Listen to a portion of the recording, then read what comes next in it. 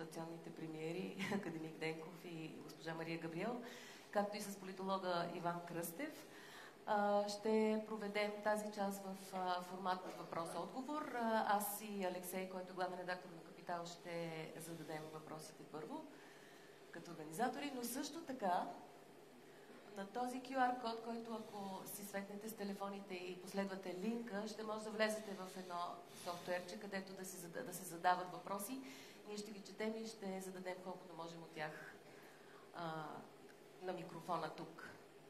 С това давам думата на Алекс и добре дошъл, господин Приембък. Благодаря ви много. Всъщност аз веднага ще прехвърля към господин Денков, който искаше да каже няколко кратки думи в началото. Аз смятам, че той няма нужда да бъде представен на никой от тук с повече факти от неговата биография. Той е всъщност в политиката от много по-отдавна, отколкото много хора си мислят. Той още замминистър в последното правителство на Бойко Борисов, мисля, че на образованието. След това беше министър на образованието в две служебни правителства, в правителството на Кирил Петков, за да стане сега премиер.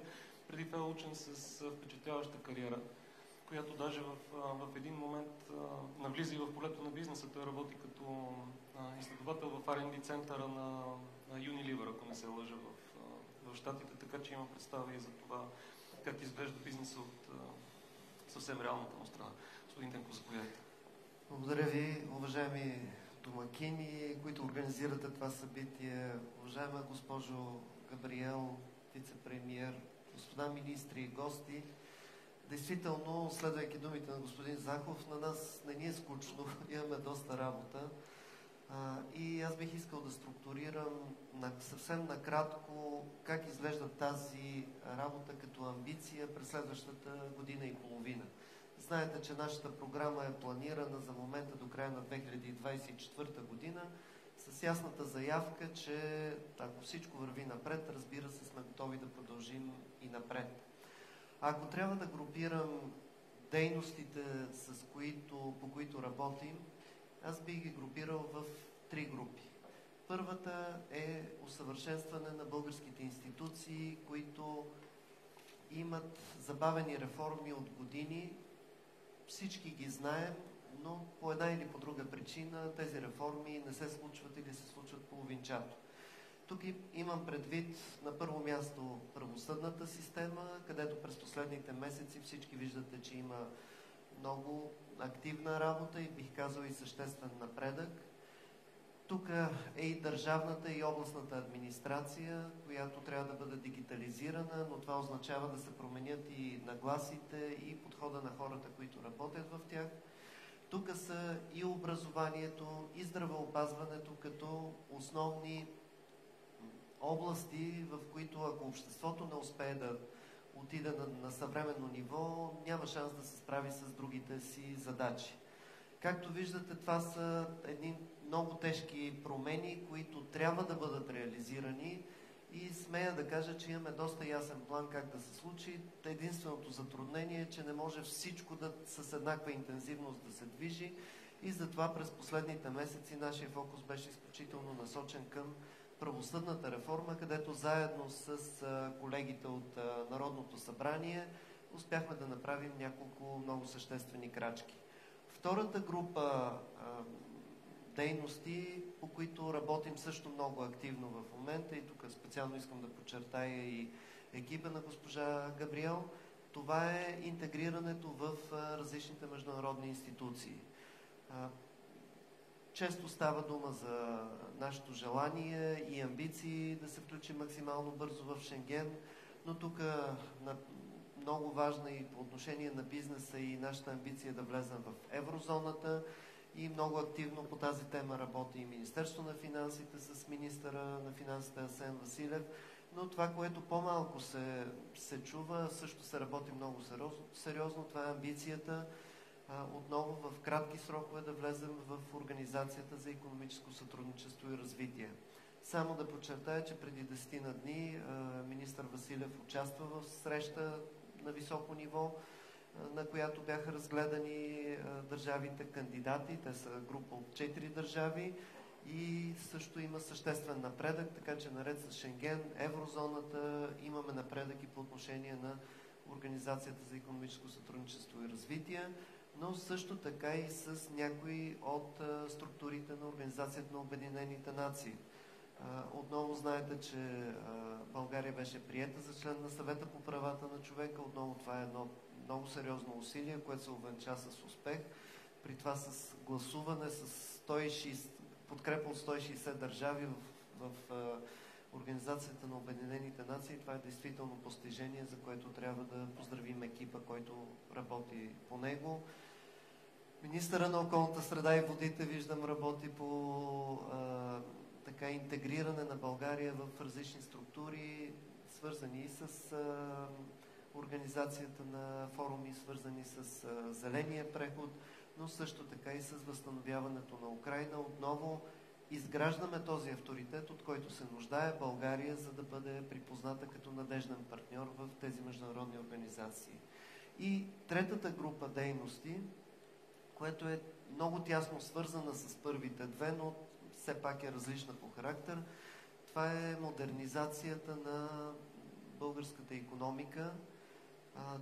Ние имаме дълбокото убеждение, че нашия регион, България, съседните страни, трябва да работим заедно и имаме амбицията да станем водещ регион в Европа. Ние често показваме, че можем да бъдем с най-високи темпове на развитие, показваме, че можем да бъдем устойчиви на кризи и там, където другите държави имат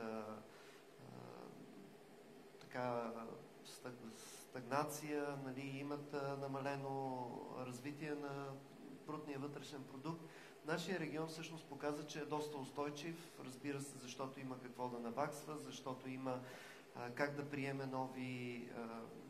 нови бизнеси, които търсят своето място в променената структура в света, но смятаме, че този потенциал може да бъде много по-висок и за това от една страна трябва да развием и нашите институции, трябва да увеличим доверието в международен план, защото инвеститорите се интересуват от това.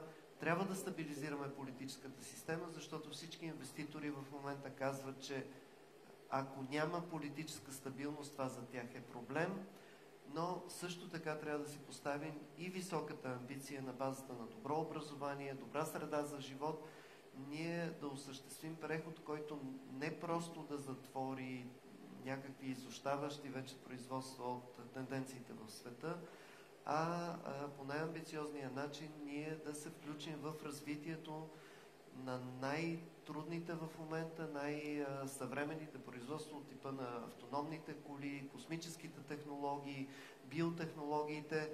България има своите острови на постижения в тези области. Това, което ни трябва е тези острови да станат един стабилен континент, който заедно с съседните страни да покаже, че нашия регион има цялата основа по отношение на образование, наука, иновации, за да създаде изключително подходяща бизнес среда. Това е накратко по всяка от тази теми. Сигурно бих могъл да говоря по един час, но мисля, че това за момента е достатъчно. На ниво намерение всичко това изглежда прекрасно. Въпросът е колко е реално тези неща да се случат или поне да започнат да се случат през следващите години. Защото бяхме свикнали с един стил на управление преди, в който цялата власт е концентрирана в един човек, в премиера. Докато сега конфигурацията на властта е напълно различна. И въпросът ми е по-скоро как се взимат решенията в тази нова конфигурация, каква е ролята на премиера и доколко министрите имат самостоятелност да взимат решения в своите области. Всъщност, аз смятам, че този тип еднолично управление винаги е показал, че в началото може би е по-ефективен, по-бързо се развиват различни решения, които са спешни и трябва да бъдат взети, но в дългосрочен план този тип управление показва своите сериозни дефицити, защото едноличното управление не позволява достатъчно добре да се обсъдят различните варианти и да се развие най-добрия. Всъщност аз съм много доволен от това, че ние имаме система, с която могат да се обсъждат както на ниво Министерски съвет. Колегите знаят, първо ние с госпожа Габриел всички важни въпроси ги обсъждаме, за да сме сигурни, че можем да осигурим от една страна политическа подкрепа от различните партии, които подкрепят правителството, но от втора страна можем да осигурим и приемственост, продължение на това, което в момента правим, за да не стане както преди се е случило, да дойде нов премиер, ново правителство и изведнъж всичко, което се е случило до сега, да бъде спряно, за да се анонсират някакви нови идеи и амбиции. В това отношение и двамата сме много внимателни с нея, за да знаем, че това, което правим днес, ще продължи и след ротацията. От друга страна, България винаги се е казало, че е парламентарна република, но ако погледнем начина, по който са вземали решения, доста често е можело да поставим това под въпрос. И по отношение на едноличния стил на управление преди, и по отношение на служебните правителства, където очевидно президента има доста силна власт, която не е свързана с парламентарното представителство. Така че аз намирам за нормално този, от една страна, сблъсък на инициативи и идеи, които идват от различни страни, и от друга страна механизъм на обсъждане, при който в края на краищата аз смятам, че вземаме правилните решения. Нека да дам пример с, да кажем, инициативите, свързани с дерогацията на Лукойл. Първото решение, което беше взето от Народното събрание, което беше внесено за обсъждане, то не беше консултирано с нас. И аз решително бях против това, което видях като текстове. Обадихме се, казахме, това няма как да се реализира, то просто не е реалистично. Успяхме да обсъдим, оттам беше променено между първо и второ четене и крайният резултат на това решение, което беше взето в Народното събрание, е припознато и от нас, ние сме готови да го реализираме, но то е базирано и на информацията, която подадохме от Министерски съвет към Народното събрание.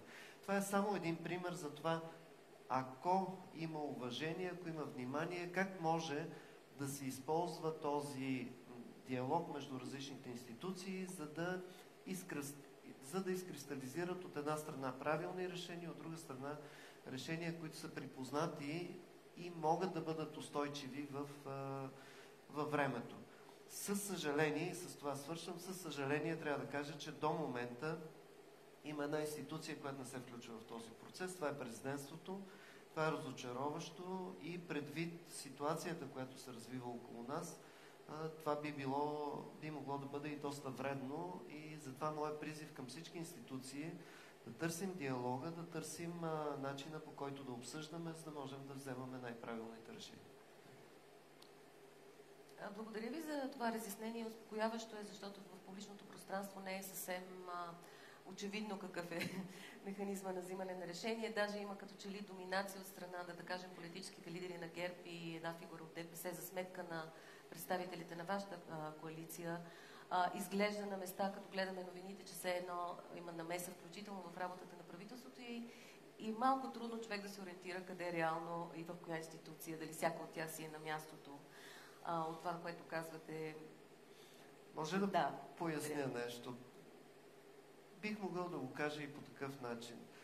Началната инициатива, за да бъде реализирано това правителство, ако проследите какво се случи в първите дни на Народното събрание, определено дойде от Продължаваме промяната Демократична България. Наша беше инициативата да започнем разговорите, да сложим на масата списъка от закони, да започнем работа по управленската програма. Според мен за добро в края на краищата колегите от ГЕРБ се включиха, ГЕРБ-СДС се включиха в този процес. Заедно уточнихме списъка с законите, които трябва да се приемат и то до края на тази календарна година. Заедно обсъдихме управленската програма, заедно се съгласихме, че това е програмата, по която ще работим. Заедно обсъдихме състава на Министерския съвет, колкото и някой да се опитваше да се дистанцира от този процес. Моето усещане е, че заради тази начална инициатива има едно желание, и това е съвсем нормално, да се търси някакъв механизъм на компенсация. И този механизъм на компенсация е с тази по-голяма публична активност, особено в период на избори, с която да се покаже, че имате активност в вземането на решения и в реализирането на тези решения. Аз лично до някъде гледам с положителен поглед върху тази активност, защото тя е свързана и с подкрепата на решенията, които трябва да вземем. Да цитирам отново, че ако има неуспех, нали, неуспеха е сираче, ако има успех, и винаги има много желаещи да припознаят този успех. Така че нека да вървим напред. Аз мисля, че в края на краища хората са достатъчно така грамотни, за да видят, че този успех може да стане само с общите усилия на партиите, които подкрепят правителството в момента. Между другото, използвам случай да кажа, че другите пък партии в момента не предлагат нищо позитивно на нашите граждани. Ако погледнете какво правят и Възраждане, и БСП, и ИТН, единственото е да казват, че нали, има някакви огромни проблеми, без да предлагат позитивна алтернатива. Причината е, че нямат позитивна алтернатива. Това е, което може да се предложи днес.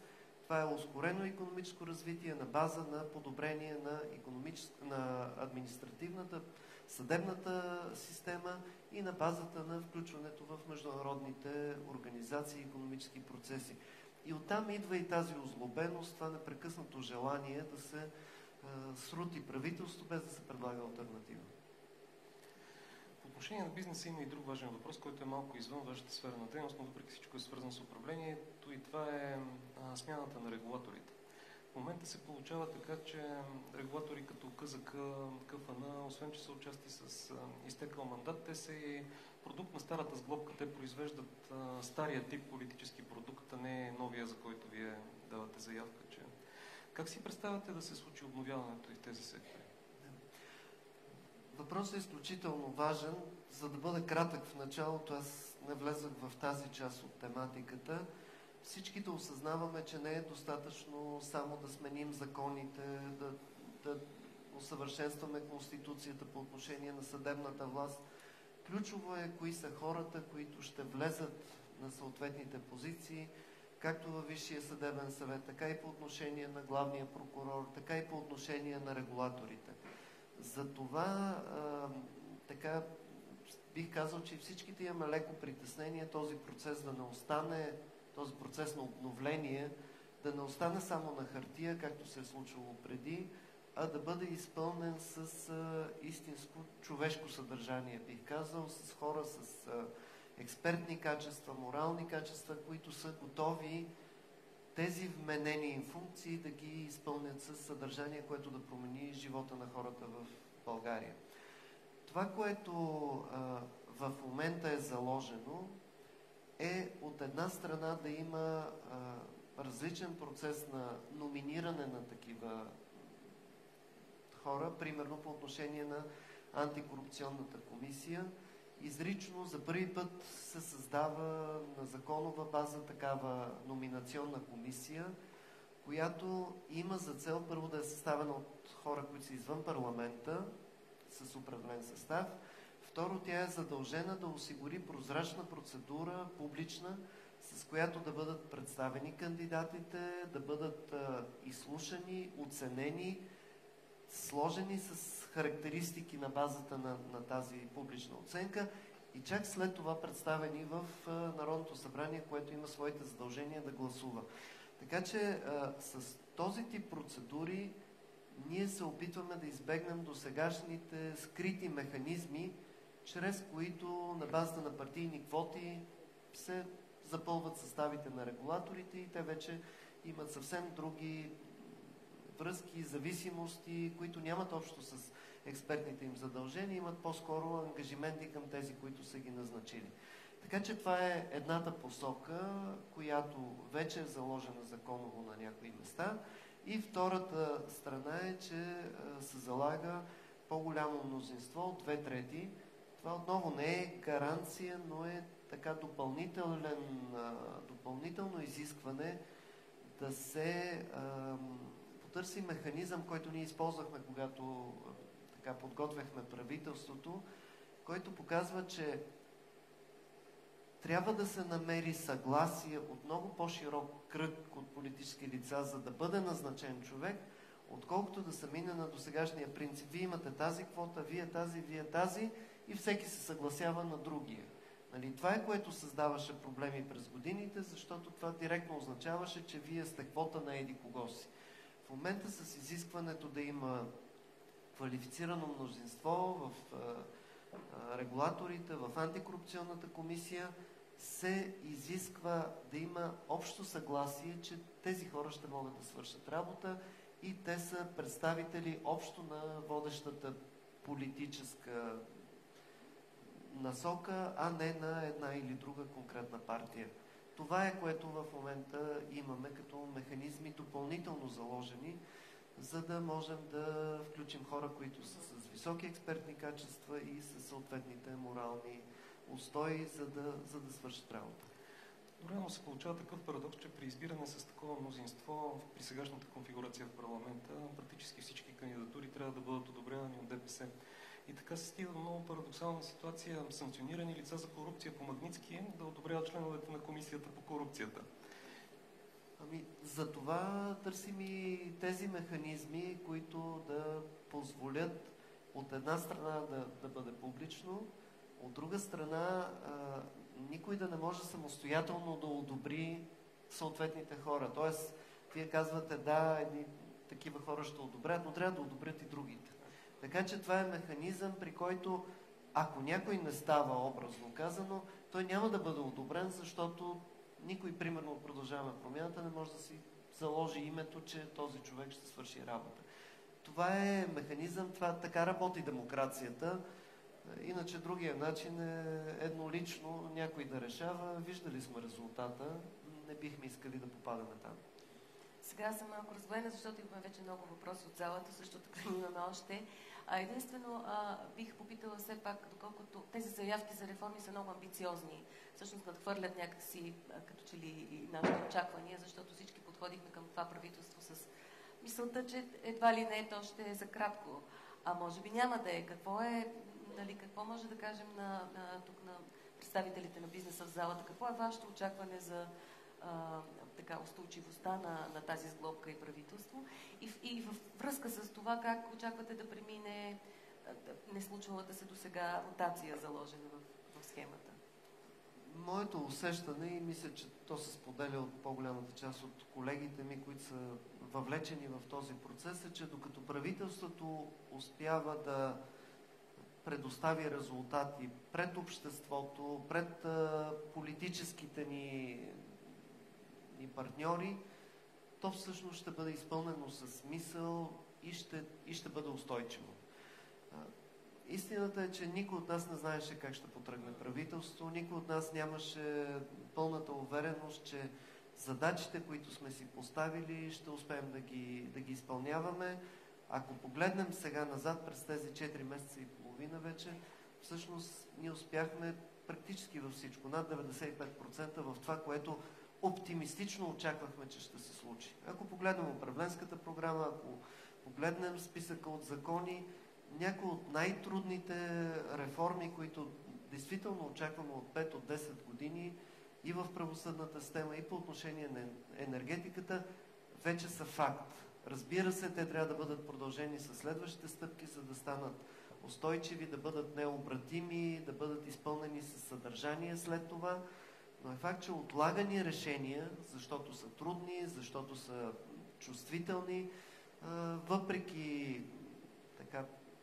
опитите за политически удари, реални политически удари, които получихме заради тях, ние успяхме да ги реализираме. И успяхме да ги реализираме точно защото имаме политическата подкрепа и в Народното събрание, което ни позволява да вземаме решения и имаме трибуната да обясняваме тези решения на хората, така че те да разбират, че наред с многото, политическа турбуленция, която се опитва да се създаде през цялото време, ние се грижим да придвижим България напред и това е необходимост. Без това да се случи, няма как да очакваме да живеем по-добре. Така че аз мисля, че колкото повече резултати успяваме да покажем, толкова повече хората ще разбират смисъла от това, което правим днес. Ако се отклоним, ако престанем да даваме резултати, ако се окаже, че почваме да даваме фалшиви резултати, което не се е случило до сега, тогава това правителство ще се обезмисли и аз лично не бих виждал смисъл да стоя в него. Много от колегите ми споделят същото. Така че, пак казвам, за момента ние вървим по план. Аз лично съм умерен оптимист, че има всички основания да очакваме това да продължи, защото ние в момента вършим нещо много полезно за България. Може би част от хората не го разбират, но след време историята ще отсъди, че ако успеем да реализираме това, което правим в момента, България ще бъде друга и няма значение колко дълго е било, по-важно е какво сме успели да свършим през това време. Един въпрос от залата, който сигурен съм ще се задава и на останалите гости. Колко е реалистично България да влезе в еврозоната 1 януари 2025 година?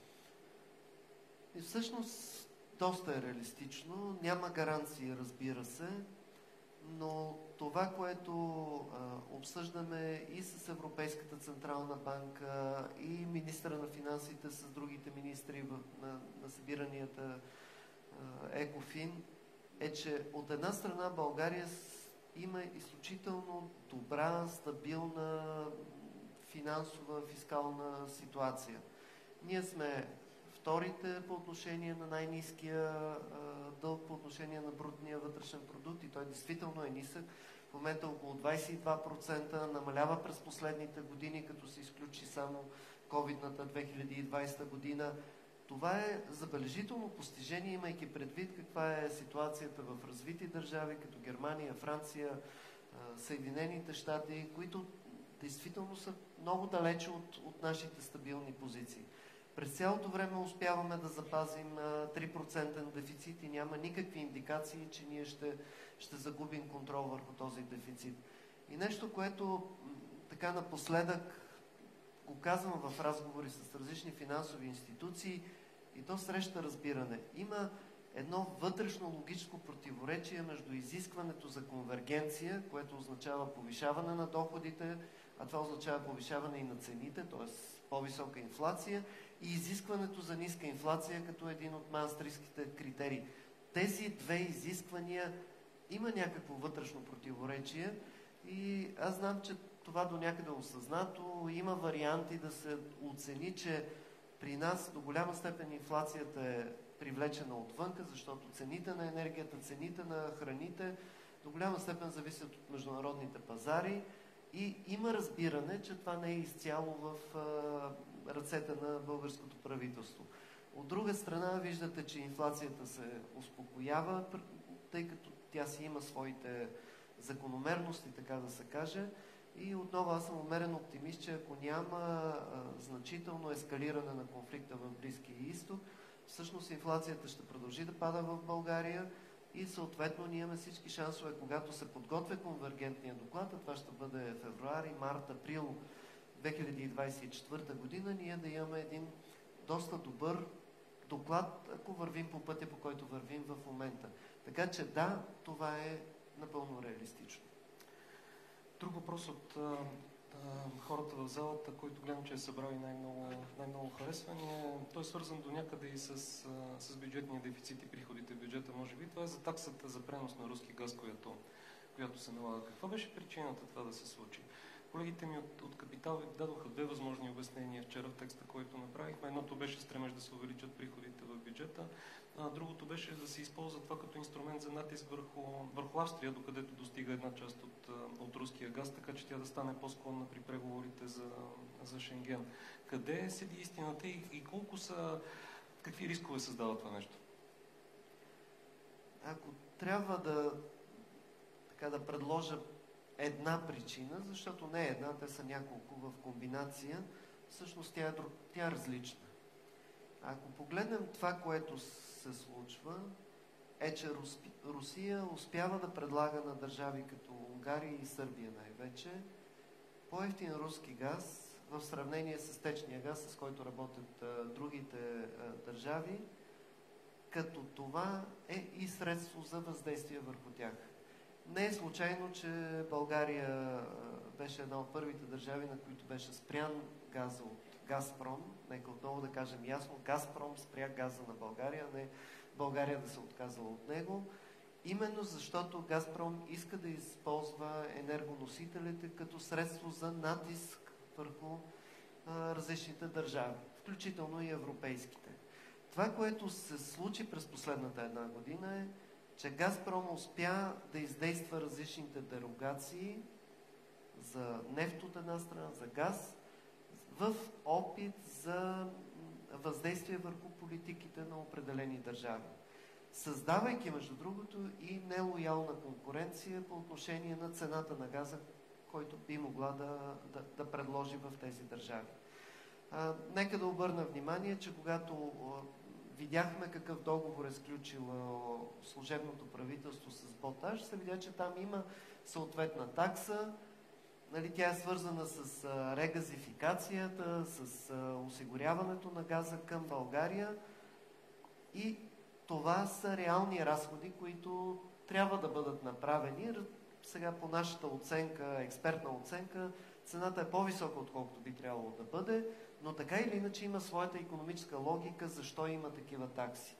Докато Русия се възползва от това, че има достъп до тръбите и съответно пуска газ без съответните такси, което създава нелоялна конкуренция, бих казал, спрямо наличните други източници на газ. Така че с тази такса от една страна ние връщаме конкуренцията на пазара и ние очакваме не да се повишат цените в Сърбия и в Унгария, както беше първата реакция, а всъщност да намалим печалбите на Газпром, защото това е логиката, която следва от договорите, които са сключени, да намалим печалбата на Газпром, да намалим средствата, които влизат в държавния бюджет на Русия, за да води войната, и от друга страна създаваме и реална конкуренция с другите източници на газ, така че да могат да се конкурират втечнения газ спрямо тръбния газ, който влиза от Русия. Благодаря ви за това разяснение. Аз предполагам, че по тази тема в следващите няколко дни повече ще се говори доста още, така че няма да задълбавам сега. Ще използвам да задам един въпрос, който получи тук най-много подкрепа да бъде зададен в залата, а именно реформите, които изредихте, са невъзможни без високо качество на образованието. Това е вашия домейн. И чакайте, че сега се размести. Защо продължава да не се случва истинска реформа в този сектор? Така е зададен въпрос. Ако мога да отговоря много кратко, защото навсякъде, където има нужда от сериозна реформа, има огромна съпротива. Аз действително смятам, че познавам достатъчно добре както сектора на училищното, така и сектора на висшето образование. И има няколко реформи, които задължително трябва да се случат, ако искаме да имаме качествено подобряване в тази схема. Някои от тези реформи бяха направени. Примерно безплатното предучилищно образование, осигуряването на средства за децата от 4 години да влезат в предучилищна подготовка, отделянето на средства за извънкласни дейности, които са съществена част за привличане на децата в училище. Тези по-безболезнени реформи се случиха. Или пък дигитализацията, също там имаме съществен напредък. Но за да имаме качествена промяна, има още няколко неща, които трябва да се случат. За съжаление, към тях има така съпротива и синдикална, бих казал и част от съпротивата е заради политическото съперничество, съревнование с някои от политическите сили. Така че аз имам амбицията отново да се върнем на тези въпроси, отново да се каже ясно, че ако не направим първо, второ, трето, няма как да очакваме качествена промяна и съответно да получим и политическа, бих казал и синдикална подкрепа, тези промени да се случат. Те са ясни, просто ни трябва, може би, още по-добра комуникация и малко време, за да получим обществената подкрепа и съответно да ги реализираме. Истината е, че образованието в света в момента се променя изключително бързо и България напредва, но напредва много по-бавно, отколкото това, което се случва около нас. Затова просто трябва да ускорим промените и ще успеем. Дано да имате време. Тук виждам силата на тълпата. Да, един последен въпрос. Този въпрос печели 13 гласувания. Задавам го и ще е последен. Как ще осигурите прозрачността при раздаването на средствата за едрия бизнес по плана за възстановяване и устойчивост и териториалните планове за справедлив преход? Всъщност много е просто. Аз веднага бих подчертал, че цялата тази медийна истерия, която се получи, е свързана с така, изборите, желанието на някои политически сили в определени градове да си вдигнат рейтинга. Всъщност това са европейски средства, те имат много строги правила. Тези строги правила изискват първо публичност при обявяване на самите методики за класиране, самите насоки за кандидатстване.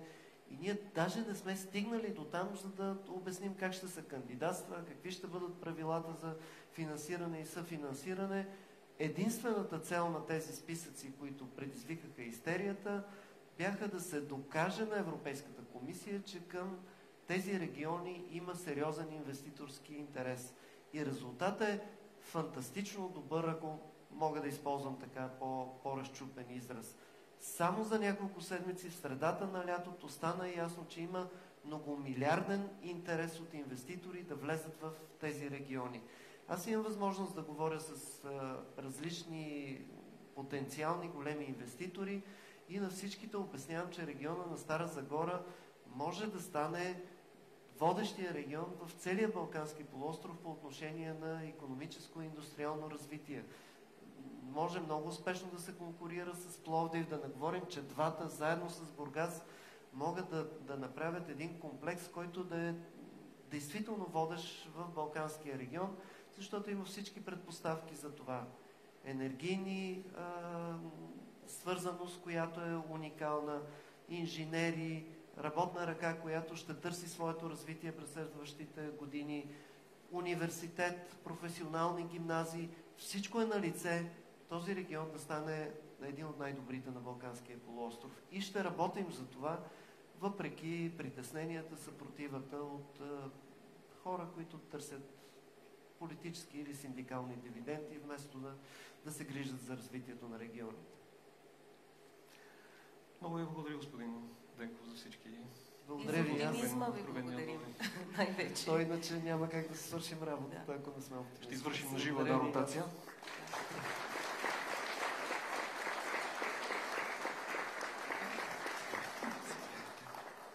Добре дошла.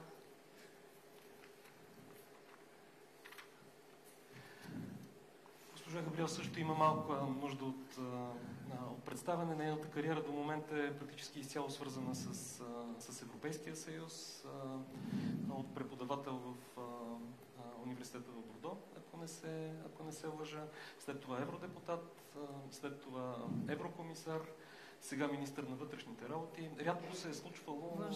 Външните, извинявам се, да. Рядко се е случвало до момента в новата българска политическа история, според мен, да се знае няколко месеца по-рано кой би могъл да е следващия премиер. Това е много рядък лукс за човек, който иска да се подготви за тази позиция. Но ми се искаше да започнем разговор от другаде, от сегашната ви позиция на външен министър. Рядко се е случвало също така и да има такава концентрация на външни кризи около България. Какви са най-големите рискове според вас в момента? Аз искам също да кажа благодаря най-напред за поканата, да поздравя организаторите. Наистина за мен е удоволствие да съм днес тук с вас. Нека кажа, когато задавахте въпроса, да рядко се случва да се знае кой е бъдещия премиер, аз бих видяла в това още един знак за предвидимост. И това, от което има нужда и бизнеса, и гражданите, и партньорите ни в Европейски съюз и НАТО. Така че за мен с това ще започне като външен министър. Това е, което ми се иска България да продължава ясно да показва, както го правим от ден първи на това правителство, че ние сме член на Европейския съюз и НАТО. Като такива имаме фундаментални принципи и ценности, които не са само на хартия. Те са в действията ни. Ясно се видя в подкрепата ни за Украйна, защото подкрепата за Украйна е подкрепа за нашата сигурност, за демократичните правила, за международния правов ред. Несъмнено всички последните дни следим и случващото се в Израел. Искам ясно да го кажа, че България по категоричен начин осъжда терористичните атаки на Хамас в Израел. За нас е изключително важно да следим ситуацията отблизо. Беше добре От една страна, че реагирахме много бързо с екипа ми от ден първи и българите, които бяха краткосрочно пребиваващи там или в последствие тези, които заявяваха желанието си да се приберат в България, успяхме да го направим. Разбира се, че сега трябва да следим хуманитарната ситуация, трябва да следим рисковете за ескалация в регионален план и разбира се, като международна общност, всички да допринесем за това да се сложи край на насилието и да не допуснем вторичните неприятни ефекти, които би могло да има. Защото беше споменат риска за мигрантска вълна. Аз бих останала малко по-предпазлива на този етап. Не е България посоката, в която би се насочил такъв мигрантски поток. За мен отново това остава. Ясно е, че сме свидетели на многобройни кризи, COVID, Украйна, Израел, многобройни кризи и конфликти, които дори не са на първа страница на вестниците. Но за мен е важно България да продължи да бъде надежден, доверен партньор, да бъде носител на сигурност и стабилност в тази част на Европа и това е свързано с много конкретни политики. Аз нееднократно съм го казвала, солидарността за мен не е празна дума. Солидарност е ясна подкрепа да изразиш с действие в труден момент и мисля, че от ден първи на това правителство правим именно това. Аз бих попитала отново за как класифицирате рисковете, които това наслагване на конфликти военни неизбежно носи от една страна и от друга страна има ли координирано усилие между институциите да анализират непрекъснато тази ситуация, да планират някакви мерки за ограничаване на негативните ефекти от тези рискове? Има ли кои са лидиращите фигури в този процес? Очевидно е, че трябва да създадем капацитет да реагираме и да мислим в по-голяма степен, колкото сме го правили предните години, защото ситуацията е съвършено различна. Също за мен най-големия риск е в думата разделение. Първо, защото съществуващите и може би бъдещи кризи ще допринесат за задълбочаване на разделение, което има. И то е в международната общност, то е включително и сред страни членки на Европейския съюз, то е включително и в обществото. Затова за мен ще бъде много важно действията ни да не допускат такъв тип разделение. Защото, давайки примера за опасности от мигрантска вълна, сами се досещаме, че бумеранг ефекта ще бъде засилване на антимигрантски говорени и съответно още по-голямо разделение в обществото. За мен това ще бъде най-важно. България ясно да бъде с своите партньори, със своите съюзници и с действията, които предприема, наистина да не допринася за нови разделения в обществото, в държавата, в регионален и в международен план. И в тази връзка смятам наистина, че още от самото начало имаме наистина перфектна координация. Казвам го, защото първо съм благодарна на моя екип в Министерство на външните работи. Видяхте и, че по време на случващото се с Израел, буквално часове след като първата информация достигна до нас за терористичните атаки, беше създаден кризисен щаб. Ситуационният център е в пряка връзка с посолството, не само в Тел Авив. Обръщам внимание, че сме в постоянен контакт с посолствата и в целия регион, независимо дали става въпрос за Ливан, за Йордания, за Египет. Това е от една страна чисто външната политика по отношение на Министерство на външните работи. Но разбира се, че ние сме в постоянна координация с партньорите ни в НАТО и в Европейския съюз. Веднага беше свикан извънреден съвет на министрите на външните работи с върховния представител Жозеп Борел. Много ясно излязохме с единна позиция. Виждаме, че за нас е важно да изпращаме това послание. По същия начин с министър-председателя. От ден първи на всяка една случваща се криза. Не визирам единствено и само Израел. Имаме перфектна комуникация, координация. Съответно биват веднага свиквани заседания с органите, които могат да ни дадат информацията, въз основа на която да се базираме като данни, като факти, за да преценим какви са правилните ни действия. Дали това ще бъде Министерство на външните работи, дали ще бъдат службите. Ето това е нещо, което се случва от ден първи и аз вярвам, че защото имаме този добър диалог, координация и ясна визия, че работим за неща, които не само гледат в една посока, а те са споделени и като ценности, и като действия, и като търсене на резултат, за това се получава и тази координация. Говорите за солидарност и от българска гледна точка съм сигурен, че има желание за това. Има ли рискове обаче солидарността да се загуби от гледна точка на нашите партньори? Има два процеса в момента, които от към мен погледното създават притеснение. Едното е резултата от президентските избори в Щатите, където в зависимост от това кой точно кандидат за републикански президент има шанс да спечели, политиката спрямо Европа и спрямо войната в Украйна може да се промени, включително с последствия и за България. Възхода на националистическите партии в Западна Европа също до някъде е свързана с това, че техните ангажименти към източната част на континента ще са по-малко силни. Какви са рисковете от това и какво би трябвало да прави според вас България, за да ги минимизира? Аз бих следила внимателно какво ще се случи с президентските избори в Щатите и не бих прибързвала с избори, защото само преди няколко дни давахме примера на резултатите от изборите в Словакия, но аз бих реферирал към резултатите от изборите в Полша. Така че за мен е много важно да продължи първо последователността на действията ни, защото няма как да убедиш и партньорите си, и гражданите ти, че ти правиш решения или прокарваш решения, които са добри за тях, ако ти постоянно ги сменяш. За мен е много важно България да покаже тази последователност, устойчивост и предвидимост. От друга страна, разбира се, че не може да се отнасяме надменно към страховете и към това как някои се заиграват с тези страхове. Затова отново прозрачност, диалог наистина с хората, които имат тези страхове и действия, които визират да носят полза, а да не биват само инструментализирани като негативна страна. Имаме конкретни примери, не е само войната в Украйна, бяха споменати и териториалните планове. Аз наистина бих искала да призова за това, за диалог и за това да използваме възможностите, които днес имаме именно благодарение на членството ни в Европейския съюз и НАТО, именно благодарение на стратегическото ни партньорство с САЩ и с Великобритания, за да направим така, че инвестиции да бъдат привличани, те да дават възможности и България да се позиционира в 21 век. За мен това ми се искало да видим. България – регионален иновационен хъб. България – фактор за сигурност и стабилност в тази част на Европа. България, която не е само член на Европейския съюз и НАТО, който е свидетел на решения или който търпи решения. Искам България да дава своя принос за това решението, което ще бъде взето, да отчита нашата специфика, да отчита българския национален интерес. Аз ще сменя малко. Благодаря ви за тези отговори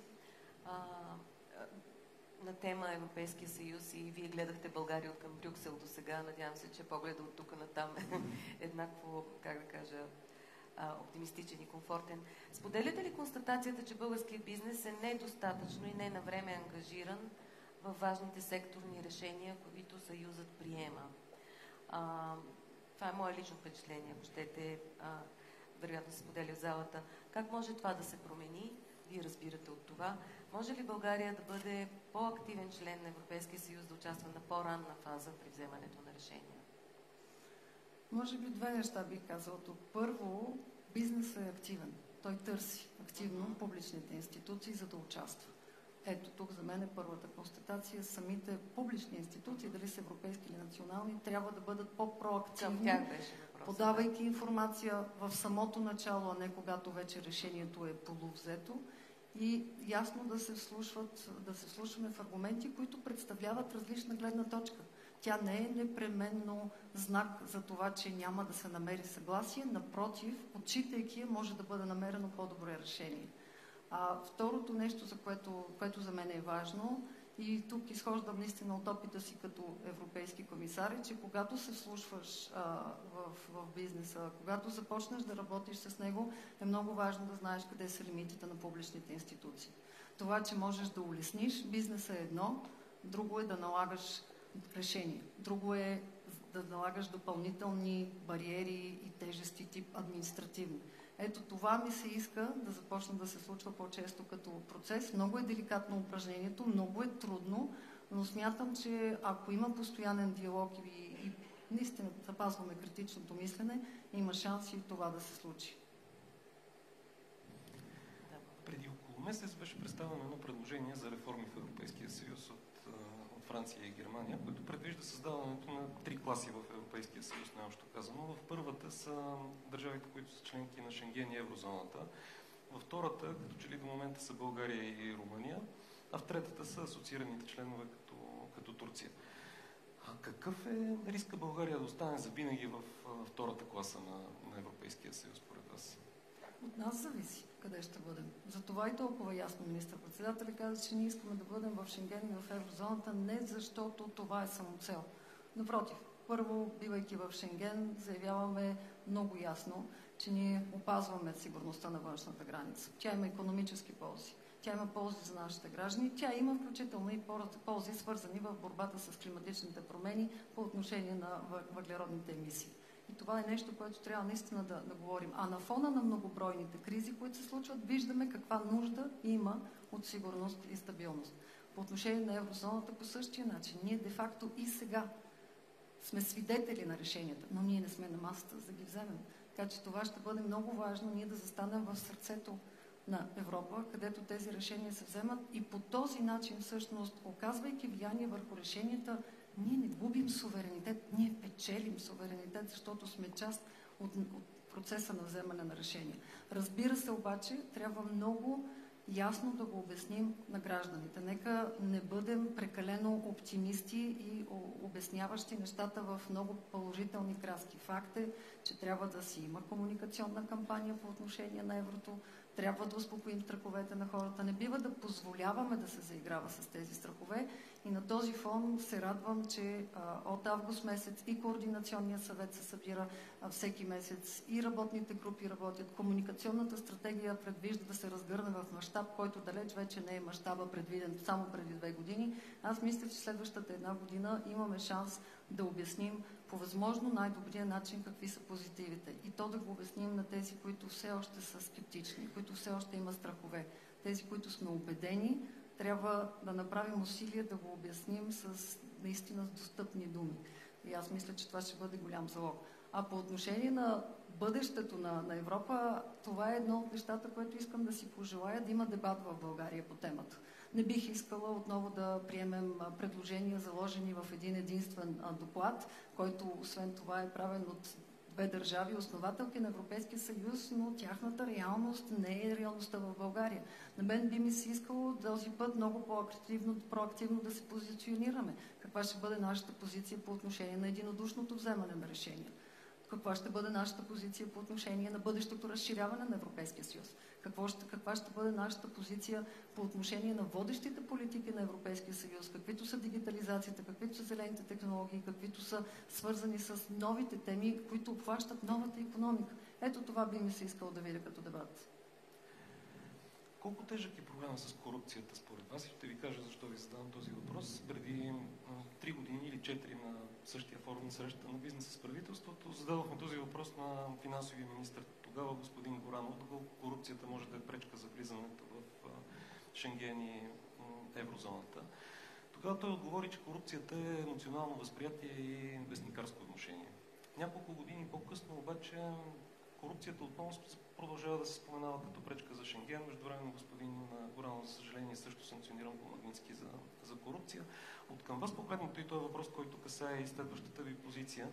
Какво може да се направи повече за борбата с корупцията в България, дори и за да се ускори влизането в Шенген и еврозоната? Първо, нека да го кажа ясно. Корупцията е явление, което няма място в демократично общество. То оказва влияние на всеки сектор на икономиката, на репутацията на държавата и всеки един от нас трябва да бъде непримирим с нея. Това означава обаче, че отговорността е на всички. Не само на публичните институции, но и на бизнеса, на гражданите, на неправителствените организации. По този повод знаете, че само преди дни беше организирана конференция, която подчертава колективния подход. Изключително за мен е важно този подход да се следва. Разбира се, че има нужда от борбата с корупцията е борба всеки ден. Аз мисля, че дори когато има идентифицирани форми на корупция, те се отстраняват, никой от нас не е застрахован да вижда, че нови такива възникват. И за това беше толкова важно да има и ясни законодателни промени. И министър-председател академик Денков даде примера с антикорупционния закон. Факт е, че това е нещо ново, което е изключително добре прието и от Европейската комисия, от европейските ни партньори. Сега ние трябва да покажем, че той не е на хартия. Той трябва да бъде изпълнен със съдържание. Дали ще си говорим за номинацията, за номинационната комисия или след това за начина, по който той ще се прилага, за мен ще бъде водещо и важно. И разбира се, че темата е важна, когато си говорим за Шенген и за еврозоната, въпреки че това е критерий, който не е бил валиден за други държави. Директно визирам част от съображенията на Нидерландия по отношение на Шенген. Знаете, че много често се обвързваше темата с върховенството на закона, с борбата с корупцията, но и нека да отбележа. факта, че сме много ясни като приоритет по отношение на борбата с корупцията като правителство. Много ясни по отношение на законодателните промени, които то идват. Много ясни по отношение на подхода ни заедно с бизнеса, неправителствения сектор и гражданите да го адресираме всеки ден. Мисля, че първото признание беше през юли месец, когато се сложи край на механизма за сътрудничество и проверка. Сега от нас ще зависи да покажем, че България е част от европейската общност. Тя има общ механизъм, който следи за върховенството на закона, който следи за борбата с корупцията. От нас се очаква да дадем не само заявка за стъпки в тази посока, а да показваме последователност и устойчивост. Със сигурност това ще е линията, която и аз бих следвала като премиер. Аз ще задам един последен, вероятно, въпрос, който съвпада и с залата и е свързан с това, което споменахте Шенген и включително Нидерландия, защото аргумента, който се дава да бъдем все още блокирани за Шенген е върховенството на закона и корупцията, но всъщност има от бизнеса се виждат, може би, по-ясно подозрение, че има и други по-практически аргументи. Ето тук въпросът е свързан с това. Възможно ли Нидерландия да блокира България за Шенген заради страх, че ще бъде засегната нейната пристанищна индустрия. В Австрия има някакви други аргументи. Реално, кои са пречките за България да влезе в Шенген и каква е нашата стратегия да работим по тях? Виждаме, че румънците предприеха по-така агресивна и активна стратегия. Нашата каква е? Въпросът за пречките би трябвало да бъде зададен на двете държави, които все още са скептични. Ние обаче никога не сме изземвали думата на другия, защото се отнасяме с уважение към него. Той има сигурно своите причини, включително и вътрешно-политически, и много би ми се искало те да не бъдат използвани за това да се показва, че Европейския съюз е съюз на принципи и когато си изпълни критериите и задълженията си, ти трябва да бъдеш част от това, към което си се стремил. За мен е важно България да продължава много ясно да артикулира своите аргументи. Технически критерии изпълнени прекрасно. Ние имаме много добавена стойност. Шенгенското пространство ще функционира по-добре, ако в него бъдат България и Румъния. Президентката на Европейската комисия в нейната реч за състоянието на Съюза ни цитираше не само като изпълнили технически критерии, а като пример за добри практики по отношение на убежищата и начина, по който се справяме. Разбира се, че трябва да бъде чут много повече гласът на бизнеса, защото за мен те са тези, които първи биха усетили улеснение. Ето за това си говорим. Няма да се замести техния труд, нито би имало каквото и да е намерение в тази посока, но е важно да знаем, че ние всички сме част от една общност. И аз пак казвам, България има пълна готовност да защитава външната граница на Европейския съюз. По този начин ние завървим към този път на заявка да сме фактор за сигурност и стабилност в тази част на Европа. Искрено се надявам, че колегите ще разберат, че мястото на България е в Шенген, не защото го е заслужила, а защото ще донесе още много полза и ще даде още по-голяма гаранция за сигурност на външната граница и на функционирането на самото пространство. Така да бъде. Благодаря ви много. Благодаря. За днешното участие.